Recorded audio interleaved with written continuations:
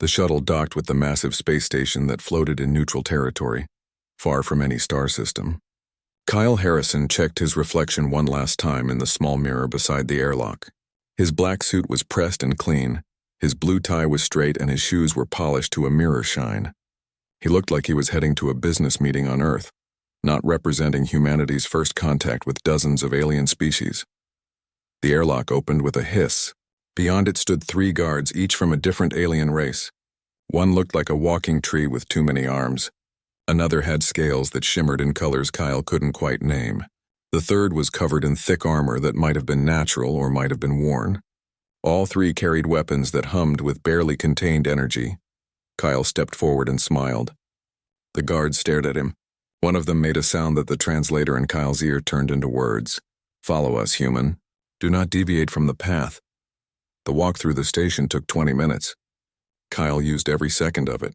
He watched how other species moved, how they interacted with each other, and how they reacted to him. Most ignored him completely. A few stared with open curiosity. Some looked at him the way someone might look at a new pet, something small and harmless and perhaps amusing. That was fine with Kyle. Underestimation was often an advantage. The grand chamber was enormous. The ceiling stretched so high above that Kyle couldn't see it clearly. Around the circular room, platforms floated at different heights and positions, each one designed for a different species' needs. Some platforms had water. Others had extreme heat or cold. One platform seemed to exist partially in another dimension, its edges blurry and uncertain. Kyle's platform was simple. It was flat, had Earth normal gravity, and rose about 10 feet off the ground. A podium stood in the center. As Kyle climbed the stairs to reach it, he felt hundreds of eyes watching him. Some of those eyes were familiar in structure. Many were not. Some species in the room didn't seem to have eyes at all. A voice boomed through the chamber, translated instantly into thousands of languages. The Galactic Council recognizes the human delegation. Ambassador Kyle Harrison may speak. Kyle stepped to the podium and placed his hands on either side of it. He took a slow breath and began. "Thank you for this opportunity. Humanity is honored to stand before the Galactic Council today. We come from a small blue world in a quiet corner of the galaxy. We have only recently learned that we are not alone in the universe, and we are eager to learn our place in the larger community of intelligent species." His words were simple and humble. This was intentional. Kyle had spent 6 months preparing for this moment. He had studied every species in the council, learned their customs, understood their politics, and identified their fears. He knew that humanity's first impression would shape everything that came after. From a platform to his left, a massive figure stood. Krathzul was 12 feet tall and covered in thick scales that had been scarred by countless battles. He wore ceremonial armor decorated with the symbols of defeated enemies. When he spoke, his voice was like rocks grinding together. "Humanity speaks of honor and learning, but what do you bring to this council besides words? Your technology is primitive. Your military is untested against true threats. Your world has known only one intelligent species. You are children playing at being adults." Kyle nodded slowly. "You're absolutely right, Commander Krathzul. We are new to the galactic stage. Our technology is less advanced than many species here. We have much to learn." He paused and let the silence stretch for a moment. "But humanity does bring something unique to this council. We bring perspective. We spent our entire history believing we were alone in the universe. We fought wars among ourselves, struggled with our own nature, and learned hard lessons about survival, cooperation, and growth. We made terrible mistakes and we learned from them. We faced extinction multiple times and we adapted. We are still here because we never stopped learning, never stopped changing, and never gave up." Another voice spoke, this one high and chittering. The insectoid Chithi Queen shifted on her platform. "Pretty words, human, but words are cheap. The galaxy is not interested in philosophy. It is interested in strength, in resources, in power. What can you offer besides speeches?" Kyle reached into his jacket pocket. Every guard in the room tensed. Weapons hummed to life. Kyle slowly pulled out a small data device and held it up. This device contains humanity's history. Every war we've fought, every disease we've conquered, every disaster we've survived, every technological breakthrough we've achieved. I invite every member of this council to review it. Learn about us. Understand who we are. He placed the device on the podium, "But I'll save you some time. Here's what you'll find. Humanity has been through ice ages and asteroid impacts. We've survived plagues that killed half our population. We've fought wars that should have destroyed us. We've split the atom, walked on our moon, and built machines that think. We did all of this while believing we were completely alone. Kyle's voice grew stronger. We are adaptable. We are resilient. We are creative. And most importantly, we learn from everything. Every failure teaches us. Every challenge makes us stronger. Every enemy eventually becomes a teacher, whether they intend to or not. A new voice entered the conversation. This one was strange, like wind moving through crystals. The ethereal representative spoke from their gaseous form. The human speaks with confidence, perhaps too much confidence for such a young species. What makes you believe you can survive in a galaxy far more dangerous than your small world? Kyle smiled. Because that's what we do. Humans are persistence hunters, ethereal representative. On our world, we evolved to chase prey not by being faster or stronger, but by being relentless. We would track an animal for days, never giving up, always learning its patterns, adapting our approach. Eventually, the prey would tire. We would not. He let that sink in for a moment. We bring that same approach to everything we do. We will study the galaxy. We will learn from every species we meet. We will adapt to every challenge we face, and we will never ever stop trying to improve. The chamber fell silent. Kyle could feel the mood shifting. Some species were intrigued. Others were skeptical. A few, he noticed, were calculating. They were the dangerous ones, the ones who understood the implications of what he was saying. Commander Krathzul laughed, a harsh sound that echoed through the chamber. Bold words from a species that has never faced a real threat. We shall see how you adapt when you face true danger, human. Kyle met the commander's gaze steadily. We look forward to the opportunity to learn, Commander. That's all we've ever asked for. The vote came 3 hours later. Humanity was granted provisional membership in the Galactic Council, subject to a 5-year observation period. It wasn't a complete victory, but it was enough. It was a beginning. As Kyle left the chamber, he noticed something important. The warrior species were watching him differently now. Not with contempt or amusement. They watched him the way a predator watches another predator, with caution and respect. The most dangerous being in the room, Kyle knew, wasn't always the biggest or the strongest. Sometimes it was the one who had done their homework and knew exactly what they were walking into. Kyle adjusted his tie and smiled. Humanity's real test was just beginning. The merchant world of Kefdar Prime was known throughout the galaxy as a place where fortunes were made and lost in a single conversation. The planet itself was unremarkable, a brown and gray world with minimal atmosphere, but the massive orbital stations that surrounded it were anything but ordinary.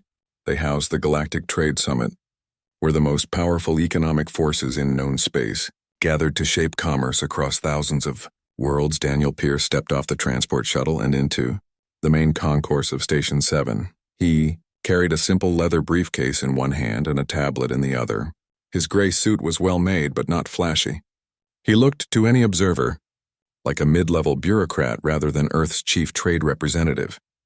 This was exactly the impression Daniel wanted to create. The concourse was crowded with beings from hundreds of species. Some floated through the air. Others crawled on the walls. A few existed in sealed environmental suits that allowed them to survive in conditions that would kill most other species instantly. The noise was overwhelming, a mixture of languages, music, and machinery that the translators struggled to process. Daniel made his way through the crowd toward the main conference hall. Along the way, several merchants approached him, eager to make contact with the new human delegation. Daniel was polite but non-committal. He collected business cards, handed out his contact information, and promised to be in touch. All the while he was watching and learning. He noticed which species did business with which. He saw who avoided whom. He observed the subtle power dynamics in every interaction. By the time he reached the conference hall, Daniel had already identified 3 major trading blocks and at least 5 species who seemed unhappy with the current system. The conference hall was designed to impress. Holographic displays showed real-time trade data from across the galaxy. Massive screens displayed the logos of the major trading houses and corporations. At the center of it all was a raised platform where Vexthor held court. Vexthor was impossible to ignore. The slug-like being was massive, easily 20 feet long, with skin that glistened with a toxic mucus. His species, the Vrelian Consortium, controlled most of the galaxy's shipping lanes and trade routes. They had held this monopoly for over 200 years, and Vex Thor himself had been the consortium's leader for the last 50. When Daniel entered the hall, Vex Thor's eyes fixed on him immediately. The massive being oozed forward slightly and his voice boomed through the chamber. "Ah, the human delegation arrives. How delightful. Welcome, welcome. Please take your seat. We have prepared special accommodations for your species." The seat in question was small, positioned at the back of the hall, and placed lower than every other delegation's position. It was a deliberate insult, subtle enough to deny but obvious enough to make a point. Daniel smiled and took his seat without comment. The summit began with the usual formalities. Various trade houses presented their quarterly reports. New shipping routes were announced. Tariff adjustments were debated. Through it all, Daniel sat quietly and took notes on his tablet. Then came the moment everyone had been waiting for. Vex Thor announced that the consortium had prepared a special integration package for humanity. It was, he assured everyone, a generous offer designed to help Earth transition smoothly into the galactic economy. The contract appeared on every screen in the hall. Daniel read through it carefully while Vex Thor explained the terms. On the surface, it seemed reasonable. Earth would gain access to galactic markets, advanced technology, and valuable resources. In exchange, humanity would agree to certain trade restrictions and regulations. Daniel read the fine print. What he found made his blood run cold, though his expression never changed. The contract would give the consortium exclusive rights to all of Earth's raw materials for the next century. It would restrict humanity's ability to trade independently with other species. It would require Earth to purchase all advanced technology through consortium-approved vendors at consortium-set prices. And buried deep in the legal language was a clause that would essentially make Earth a vassal state, economically dependent on the consortium for survival. It was a trap, designed to look like an opportunity. When Vex Thor finished his presentation, he turned to Daniel with what might have been a smile. "So, Ambassador Pierce, do you have any questions about our generous offer?" Daniel stood and adjusted his tie. "I do have a few questions, yes. But first, I'd like to request a 30-minute recess to review the contract in detail. This is a significant decision for my species, and I want to ensure we understand every aspect of it." Vex Thor's expression soured slightly, but he couldn't reasonably refuse. "Very well, 30 minutes, but I assure you everything is quite standard." Daniel returned to his seat and opened his briefcase. Inside were hundreds of documents, all neatly organized. For the next 30 minutes, he cross-referenced the contract against galactic trade law, comparing clauses and identifying precedents. His tablet worked overtime, accessing databases and running calculations. Around him, other delegations whispered among themselves. Some seemed curious about what the human was doing. Others looked bored, assuming this was just a formality before Earth signed away its economic freedom. They were wrong. When the summit reconvened, Daniel stood and walked to the speaker's platform. Vex Thor watched him with barely concealed impatience. "Ambassador Pierce, have you completed your review?" "I have," Daniel said calmly. "And I'm afraid we cannot accept this contract as written." A murmur ran through the hall. Vex Thor's eyes narrowed. "Oh, and why is that?" Daniel turned to face the assembled delegations. "Because this contract violates at least 17 provisions of the Galactic Trade Accords. It includes monopolistic practices that are expressly forbidden under Article 4, Section 7 of the Commerce Regulations. It attempts to circumvent the free trade protections established by the Treaty of Kelthvar. And it includes language that would classify Earth as a subsidiary entity, rather than an independent trading partner, which violates the sovereignty clauses in the Council Charter." The murmur grew louder. Daniel pulled up documents on the main screen, highlighting each violation. "Furthermore," he continued, "I've identified at least 43 other species who have signed similar contracts with the consortium over the past century. In every case, these contracts led to economic dependency, resource depletion, and eventual incorporation into the consortium as vassal states." Vex Thor's entire body tensed. "You overstep, human. The consortium has operated within the law for centuries. These contracts are standard practice." "Standard practice," Daniel agreed, "but not legal practice. The difference is important. He turned back to his tablet and pulled up another document. I've taken the liberty of drafting an alternative proposal. This framework maintains fair trade relationships while opening up competitive markets across 12 major sectors. It prevents monopolistic control while ensuring stable supply chains. And most importantly, it treats all parties as equal partners rather than creating dependency relationships. The hall erupted. Species that had been silent for generations suddenly found their voices. Delegations began arguing among themselves. Some were excited by the possibility of breaking free from consortium control. Others were terrified of the consequences. Vexthor's voice cut through the chaos. You are a fool, human. The consortium controls the shipping lanes. We control the resources. We control the markets. If Earth refuses our offer, we will simply exclude you from galactic commerce entirely. You will be isolated, alone, struggling to survive without our assistance. Daniel smiled. That would certainly be your right. Of course, it would also be a declaration of economic warfare against a council member species. I'm sure the council would be very interested in that, especially since it would violate the same trade laws we've been discussing. He paused and adjusted his cufflinks. Also, I should mention that I've been in contact with several military liaisons during my stay here. Admiral Lisa Carter sends her regards, by the way. She's been very impressed by how many species are interested in Earth's defensive technology sharing programs. Apparently, our missile systems and cybersecurity protocols are quite advanced compared to current galactic standards. Who knew? The implied threat was clear. If the consortium tried to isolate Earth economically, humanity would respond by strengthening military alliances with the consortium's rivals. It was a bluff, but only partially. Earth did have advanced military technology in certain areas, and several species had already expressed interest in partnerships. Vexthor stared at Daniel for a long moment. The hall had gone completely silent. You are playing a dangerous game, human. I'm not playing at all, Daniel replied calmly. I'm simply conducting business. Fair, legal, mutually beneficial business. Exactly what this summit is supposed to be about. The vote came 2 days later. Daniel's alternative framework passed with a narrow majority. The consortium's monopoly didn't break immediately, but cracks had appeared. Within weeks, smaller trading houses began offering competitive rates. Species that had been locked into unfavorable contracts started renegotiating their terms. As Daniel prepared to leave Kefdar Prime, he received dozens of private meeting requests from various delegations. Some wanted to thank him.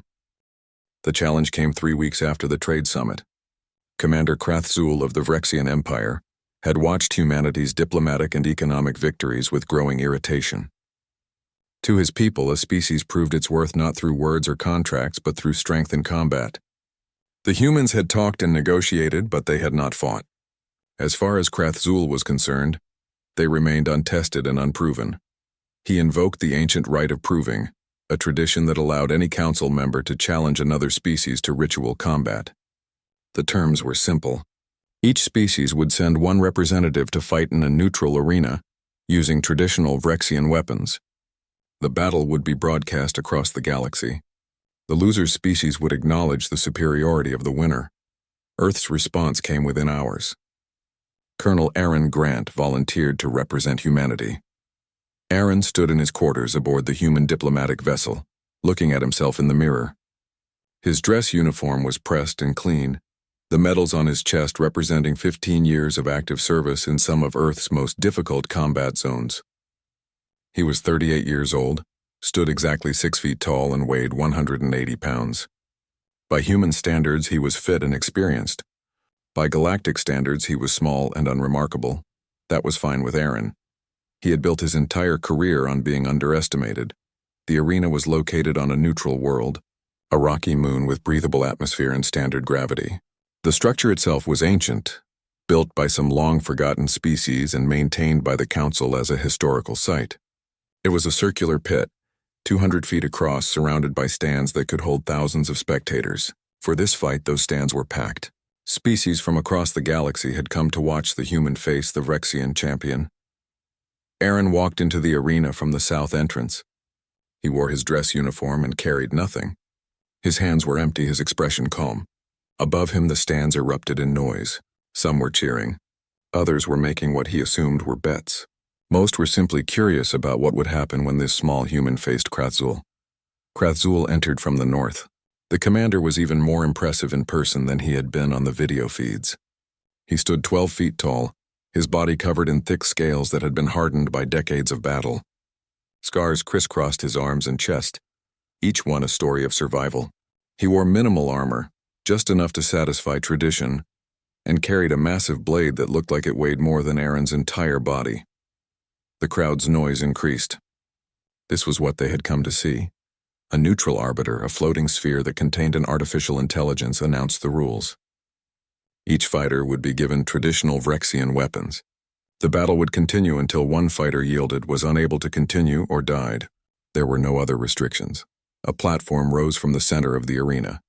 On it were two sets of weapons.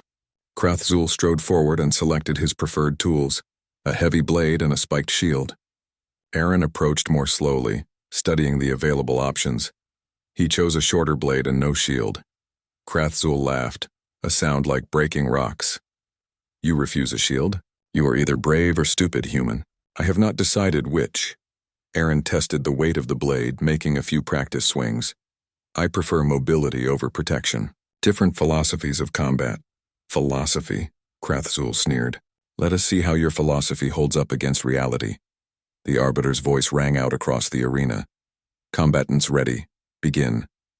Krathzul charged immediately, his massive form covering the distance between them in seconds. His blade came down in a devastating arc that would have split Aaron in half if it had connected. It didn't connect. Aaron moved at the last possible instant, sliding to the left just far enough to avoid the strike. The blade crashed into the arena floor with enough force to crack the stone. Before Krathzul could recover, Aaron struck, his shorter blade scoring a shallow cut across the commander's arm. First blood to the human. Krathzul roared and swung again, a horizontal slash that should have been impossible to dodge in the confined space.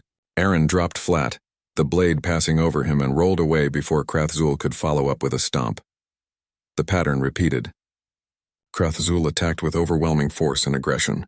Aaron dodged with minimal movement, staying just out of reach, and countered with quick strikes whenever an opening appeared. Each of his attacks was small, barely scratching the commander's thick scales, but they were accumulating. 3 minutes into the fight, Krathzul changed tactics. He slowed his attacks, becoming more deliberate and controlled. He was learning, adjusting to Aaron's style. This was good. This meant he was taking the fight seriously. Aaron adjusted as well. He began varying his movement patterns, sometimes dodging left when Krathzul expected right, occasionally standing his ground instead of retreating. He was teaching Krathzul's unconscious mind false patterns, setting up expectations that he would break at crucial moments. 5 minutes in, Aaron made his first real attack. Krathzul lunged forward with his shield, expecting Aaron to dodge backward as he had done before. Instead, Aaron stepped into the attack, ducked under the shield, and drove his blade up into the gap between Krathzul's armor plates. The strike went deep, cutting into the muscle of the commander's shoulder. Krathzul bellowed in pain and rage. His backswing caught Aaron across the ribs, sending the human tumbling across the arena floor. Aaron rolled with the impact and came up on his feet, his uniform torn and blood seeping from where the blade had grazed him. The crowd went wild. Both fighters circled each other now, more cautious. Krathzul's left arm was weakened by the shoulder wound. Aaron's breathing was labored, his ribs possibly cracked. The fight had become real in a way that neither had fully expected. You are better than I thought, human, Krathzul admitted, but you cannot win. My endurance is greater. My strength is greater. Time favors me. Aaron wiped blood from his mouth and smiled. You're probably right about endurance. Your species evolved for long campaigns. But there's something you should know about humans. We're persistence hunters. We don't win by being stronger. We win by learning faster. Krathzul attacked again, and this time Aaron didn't just dodge. He moved in rhythm with the commander's strikes, matching his tempo, understanding his patterns. Every attack gave Aaron more information. Every defense taught him more about Krathzul's reflexes and habits. 6 minutes into the fight, Aaron began to predict the commander's moves before they happened. He saw the slight shift in weight that preceded a horizontal slash. He noticed the way Krathzul's eyes tracked a moment before he lunged. He understood that the commander always followed a high attack with a low sweep. Aaron used that knowledge. Krathazul swung high. Aaron dodged. The expected low sweep came next, but Aaron was already moving, jumping over the blade and driving his knee into Krathazul's wounded shoulder. The commander's grip on his weapon faltered. Aaron's blade flashed twice, cutting the straps that held Krathazul's armor in place. The armor fell away, leaving the commander's chest exposed. Krathazul staggered back, his eyes wide with shock. In all his years of combat, no one had ever disarmed him like this. No one had ever studied him so completely in such a short time. Aaron pressed his advantage. Every attack now targeted the wounded shoulder or the exposed chest. Every movement was economical, precise, perfect. He had downloaded Krathazul's fighting style, processed it, and found the optimal counter-strategy. 7 minutes into the fight, Krathazul dropped to one knee. His weapon fell from his weakened grip. Blood ran from a dozen wounds. He was exhausted, injured, and for the first time in his life, completely outmatched. Aaron stood over him, blade ready, and waited. The arena fell silent. Krathazul looked up at the human, understanding dawning in his eyes. I yield. The words were quiet, but in the silence they rang like thunder. Aaron lowered his weapon and extended his hand to help the commander stand. Krathazul stared at the offered hand for a moment, then took it. As they stood together in the center of the arena, the commander asked the question that was on everyone's mind. How many battles have you survived, human? How many enemies have you defeated to gain such skill? Aaron's answer sent a chill through every warrior in the stands. I've been in active combat zones for 15 years, Commander. Special operations, unconventional warfare, counterinsurgency. Before that, I spent my entire childhood and young adulthood studying combat. I learned every martial art I could find. I studied every military campaign in human history. I analyzed thousands of hours of combat footage. I trained with masters from dozens of different disciplines. He paused and met Krathazul's eyes. But here's the important part. Every fight I've ever been in taught me something new. Every mistake I made showed me how to improve. Every enemy I faced gave me new techniques to study and new strategies to understand. We humans don't just fight, Commander. We learn from every fight we've ever had, every mistake we've ever made, and we never, ever stop improving. Krathazul nodded slowly, understanding and respect clear in his expression. Your species is more dangerous than I believed. You do not rely on strength or natural weapons. You rely on the ability to adapt, to learn, to become better. That is a terrifying advantage. Aaron smiled. It's the only advantage we've ever had, but it's been enough. The border dispute between the Zelthari Collective and the Morvian Assembly had been escalating for 8 months. What started as a disagreement over mining rights in a resource-rich nebula had grown into a crisis that threatened to drag half the galaxy into war. Both sides had mobilized their fleets. Allies were choosing sides. The Galactic Council had attempted mediation 6 times, and 6 times the negotiations had collapsed. Ambassador Kate Sullivan read through the briefing materials one more time as her shuttle approached the neutral station where the latest round of talks would be held. She had been Earth's 3rd choice for this assignment. The first 2 diplomats had declined, citing the impossibility of the task. No one expected success. The best outcome anyone hoped for was delaying the war long enough for civilians to evacuate the border regions. Kate had accepted the assignment anyway. She was 42 years old, had spent 20 years in diplomatic service, and had a reputation for solving impossible problems.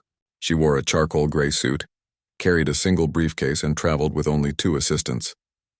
When she arrived at the station, representatives from both sides were already there, glaring at each other across the main concourse.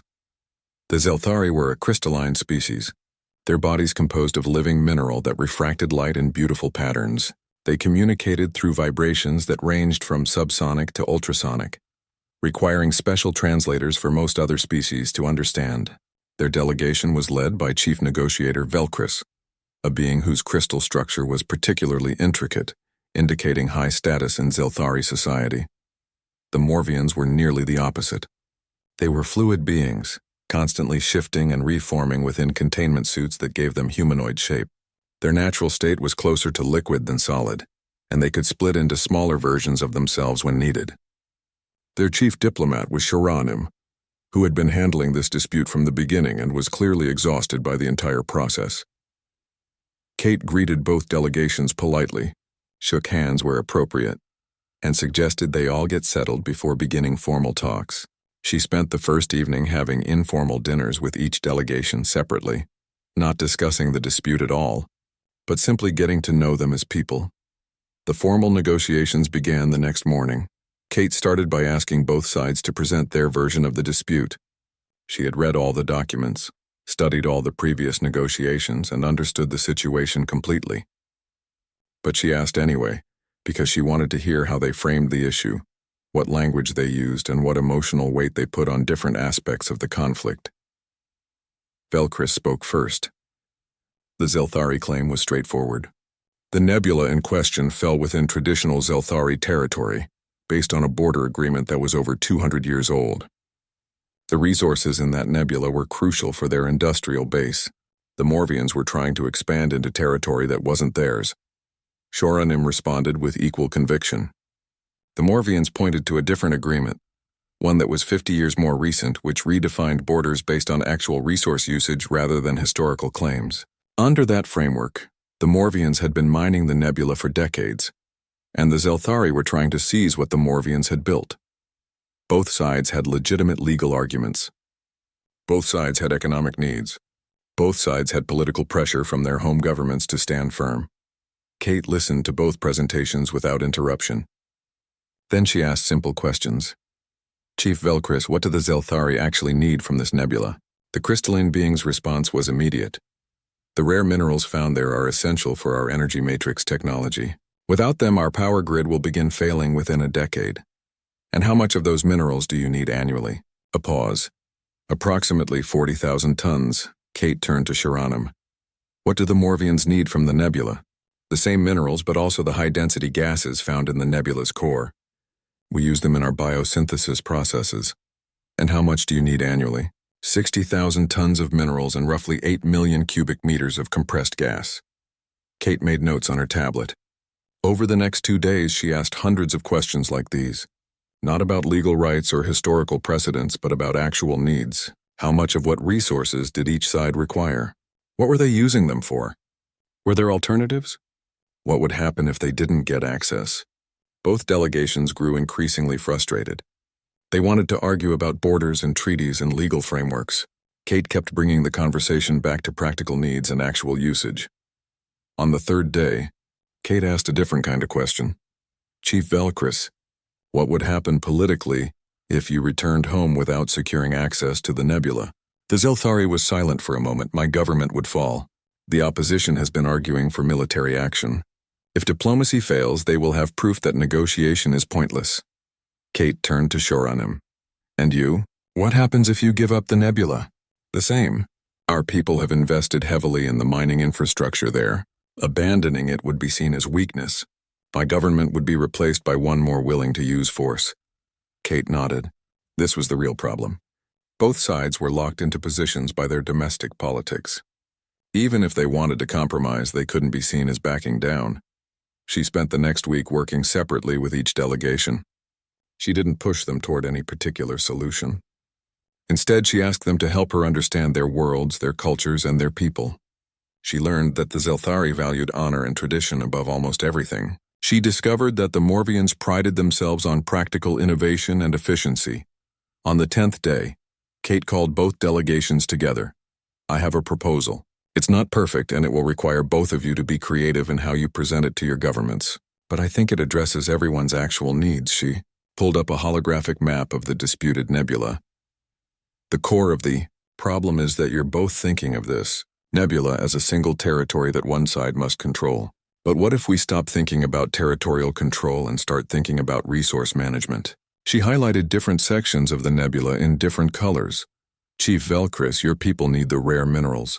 Those minerals are concentrated in the outer regions of the nebula, here and here. Chief Shoranim, your people need the high-density gases which are found primarily in the core here. Both delegations leaned forward, studying the map. My proposal is this.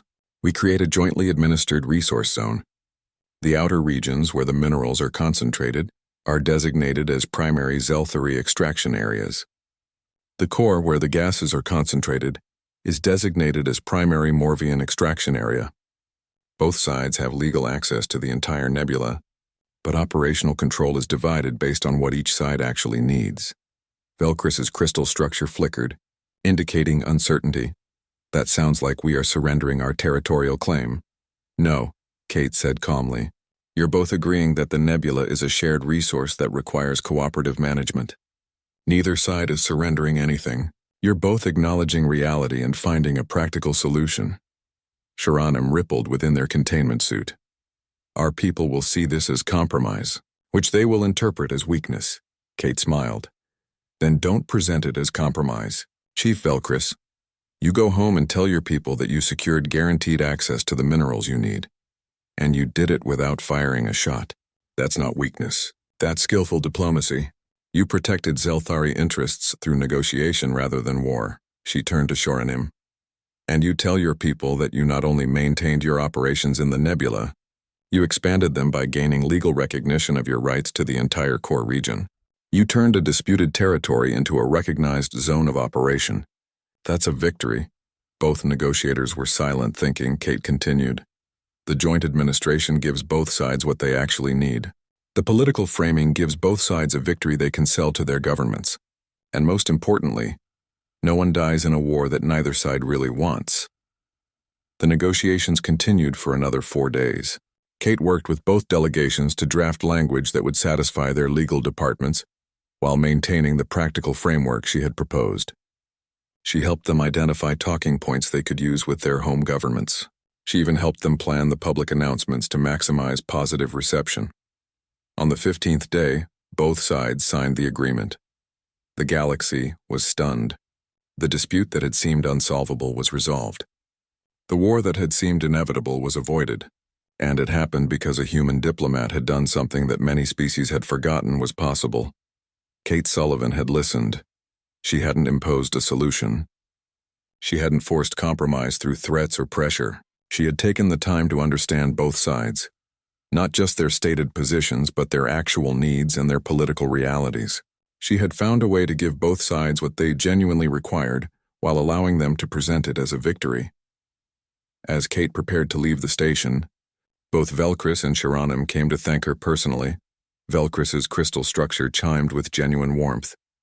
You have prevented a war, Ambassador. My people are grateful. 6 months after humanity had been admitted to the Galactic Council, the patterns were becoming impossible to ignore. Earth had no military advantage over the major powers. Their technology was generations behind most spacefaring species. Their economy was tiny compared to the galactic mainstream, and yet somehow humanity had become one of the most influential voices in Council decisions. The private session of the Council's Security Committee had been called to address this exact question. Representatives from 12 major species gathered in a secure chamber, their discussion hidden from public record. The topic was simple and uncomfortable. How had the humans gained so much influence so quickly? The Etheri representative was the first to voice the concern that many were thinking. Their gaseous forms swirled with agitation as they spoke. 6 months ago, humanity was a curiosity, a minor species from an unremarkable world. Today they are consulted on major decisions. Their opinions carry weight that their actual power does not justify. Why do we keep turning to the humans to solve our problems? The Chithi Queen clicked her mandibles thoughtfully. They have been effective. The trade reforms, the border dispute resolution, these were genuine accomplishments. But that is precisely the question, the Etheri insisted. Why were they effective? What advantage do they possess that we do not? An uncomfortable silence fell over the chamber.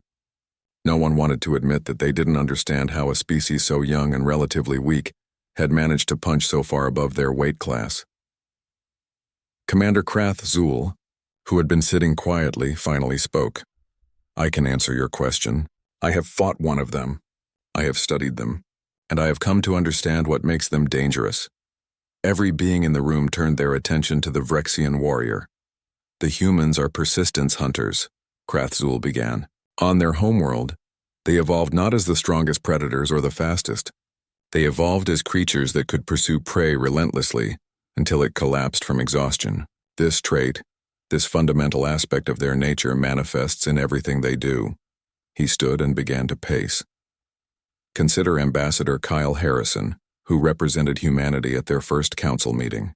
Do you think he simply walked into that chamber and hoped for the best? No, he spent 6 months studying every species on the council. He learned your cultures, your politics, your fears, and your ambitions. By the time he spoke to us, he knew exactly what to say and how to say it. The Aetheri representative shifted uncomfortably.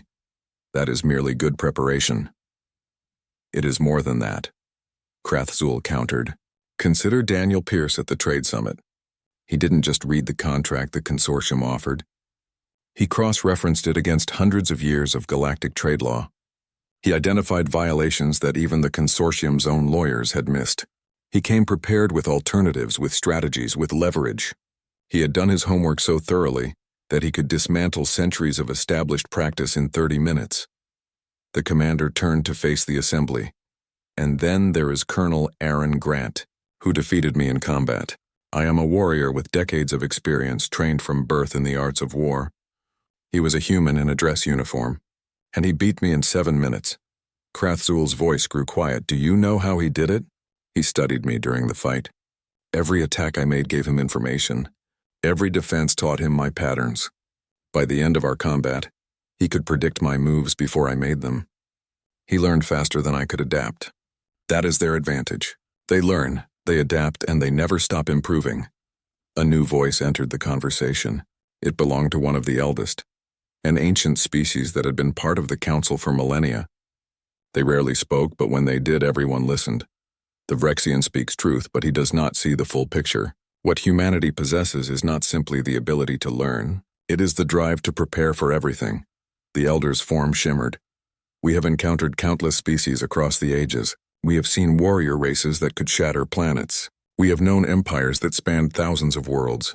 We have watched civilizations rise and fall, but we have never encountered a species quite like humanity.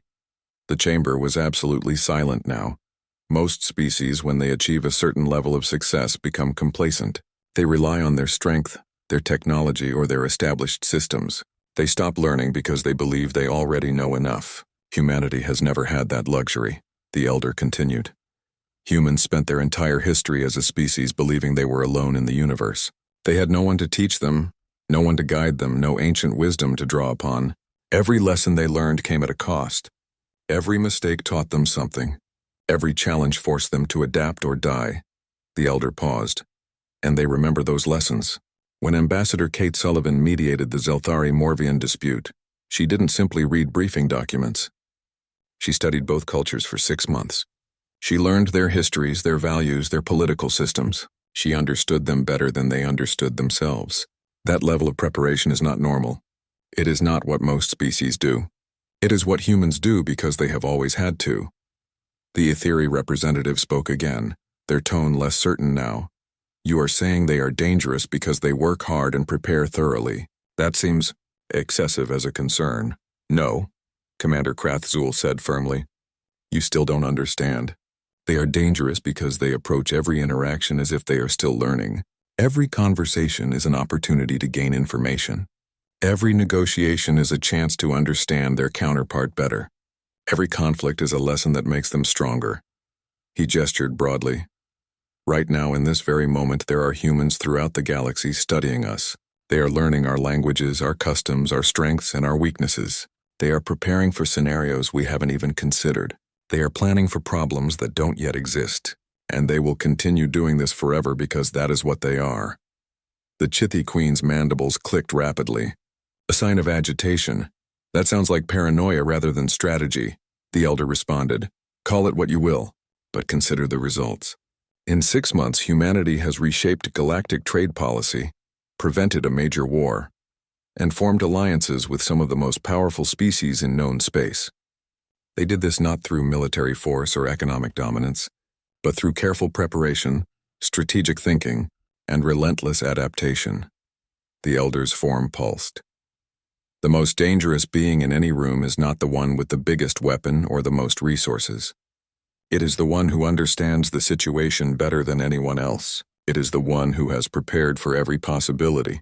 It is the one who can adapt their strategy in real time based on new information. The silence that followed was heavy with implication. Finally, the Aetheri spoke again. So what do we do about this? How do we respond to a species whose primary weapon is preparation and adaptability? Commander Krathzul laughed, though there was little humor in the sound. We do what I did. We acknowledge reality and adjust our strategies accordingly. The humans are here. They are not going away. And trying to fight them would be foolish because they would simply study us, learn from the conflict, and come back stronger. The Elder agreed. The Vrexian is correct. Humanity is not a threat to be eliminated. They are a force to be understood and, when possible, allied with. They make powerful friends because they invest in relationships. They study their allies as carefully as they study their enemies. They prepare to help you as thoroughly as they prepare to defend themselves. One of the other representatives, who had been silent until now, spoke up. Are we saying that humanity has essentially weaponized education and preparation? Yes, Krathzul said simply. That is exactly what we are saying. And it is remarkably effective. The meeting continued for several more hours, but the conclusion was inevitable. The Galactic Council would not oppose humanity's rise in influence. Instead, they would work to understand them, to build relationships with them, and to learn from their example. Because the galaxy was starting to understand a fundamental truth that humanity had always known. The universe didn't care how strong you were, or how advanced your technology was. It cared whether you could adapt, whether you could learn, and whether you could survive when everything went wrong. Humans had survived ice ages and plagues and wars and disasters. They had done it by being relentless learners, by preparing for the worst, and by never, ever giving up. As the meeting ended and the representatives returned to their delegations, each of them carried the same thought. The most dangerous being in the room wasn't wearing armor or carrying weapons. It was wearing a suit, carrying a briefcase, and had done more homework than anyone else in the building. That being was human, and the galaxy was still learning what that meant.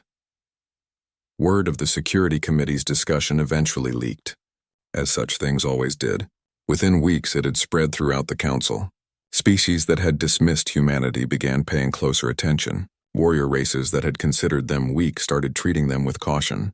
Economic powers that had tried to manipulate them began offering fair partnerships instead. The shift was subtle but unmistakable. Humanity had earned something that no amount of military force could provide: respect based on capability,